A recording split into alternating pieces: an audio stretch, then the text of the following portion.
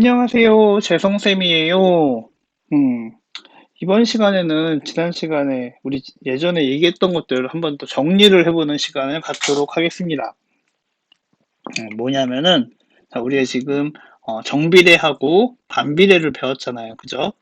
좌표 평면을 통해서 음, 그래프를 그리고 표를 그리고 그다음에 어, 순서상에 의해서 좌표 평면으로 나타내고 이런 작업들을 했는데 실제로 그런 작업들을 했던 목적이 뭐냐 이제 통틀어서 함수라고 하는데 이제 함수의 목적이 뭐냐라는 거 함수 들어갈 때부터 계속 말씀드리고 있죠 제가 계속 말씀드리고 있어요. 자 함수의 목적이라는 거는 x와 y의 관계를 파악하고 이해하는 것 이런 뜻이에요. 자, x와 y의 관계를 파악한다. 관계를 파악하고 이해하는 것을 우리는 함수의 목적이라고 얘기를 해요. 함수의 목적. 자, 그러면 이제 몇 가지 어려운 관계들, 그 다음에 실제로 우리가 수학할 수 있는 관계 말고 실제 관계들을 좀 알아보면서 관계란 어떤 것인가 한번 확인을 해볼게요. 자, 좀 어려운 관계를 여러분께 설명을 할게요. 어려운 관계. 자, 월간암이라는 잡지에 실린 이 기사 내용은 심장마비에 걸릴 확률이 높아질수록 암 발병 확률이 올라간다. 심장마비에 걸릴 확률이 높아질수록 암 걸릴 확률이 높아간다. 근데 이게 심장마비하고 암하고 인과관계, 그러니까 원인과 결과 관계가 존재할까라는 거죠. 원인과 결과의 관계가 있을까라는 거. 심장마비 걸릴 확률이 높아질수록 암 발병 확률이 높아진다.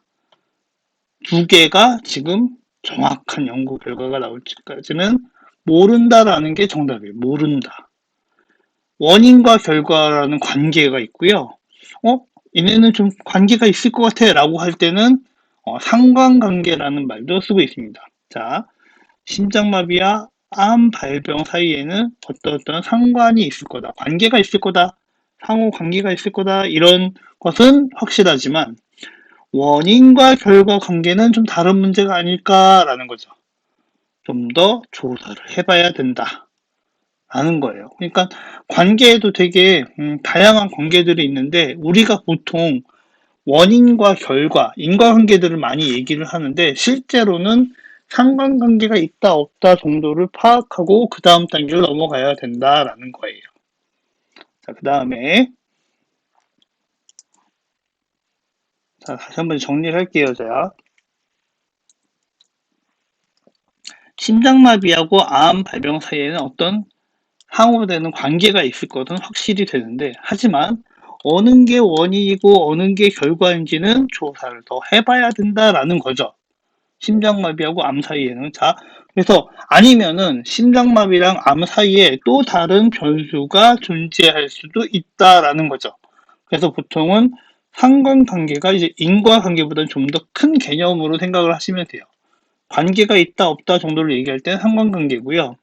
원인과 결과를 가지고 관계가 있다라고 얘기할 때가 좀 더 좁은 개념, 상관관계가 좀 더 큰 개념이 있는데 이런 것들을 그냥 관계가 있다 하면은 보통 인과관계로 많이 몰아가는 경우가 있다라는 거죠.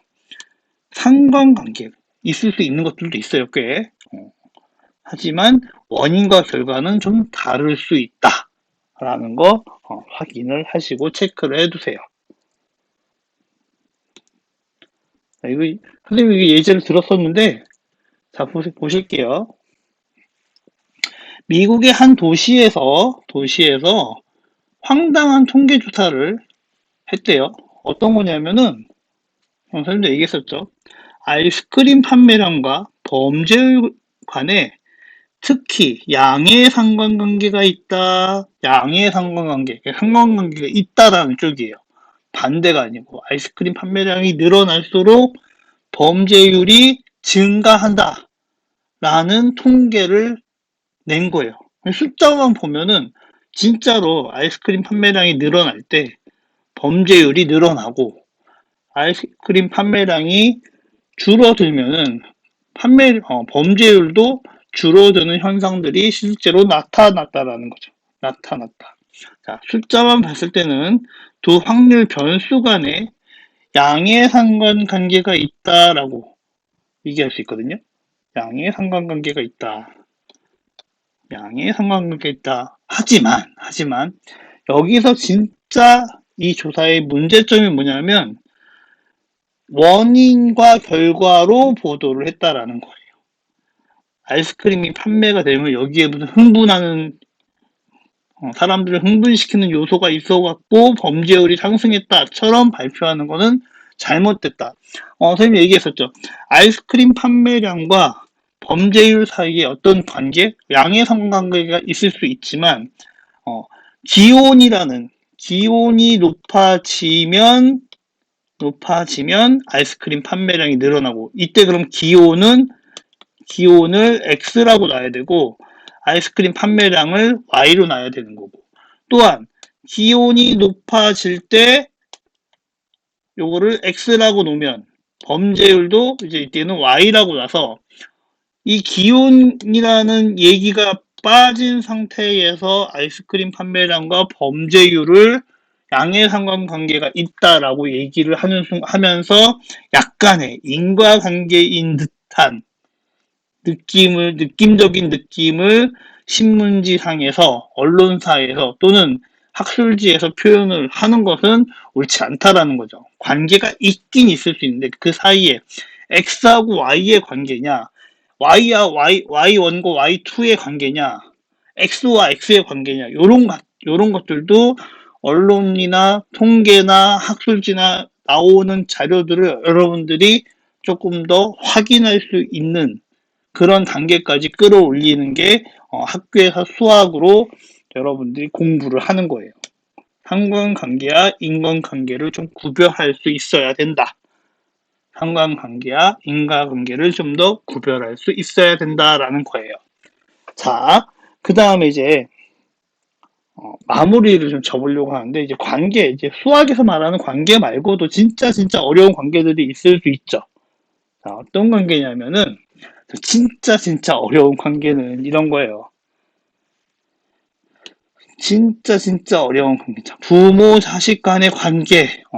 부모님의 일방적인 사랑이 있을 수도 있고 또 부모님이 나를 미워할 수도 있고 혼만 내시기도 하고 잔소리만 하실 수도 있고 사랑으로 가득 차 있을 수도 있고 그 사랑 속에서 또 사랑의 메시지가 있을 수도 있고 사랑의 언어가 있을 수도 있고 자, 친구와 나의 관계 이런 걸 단순히 X나 Y로 표현하기에는 되게 애매하겠죠.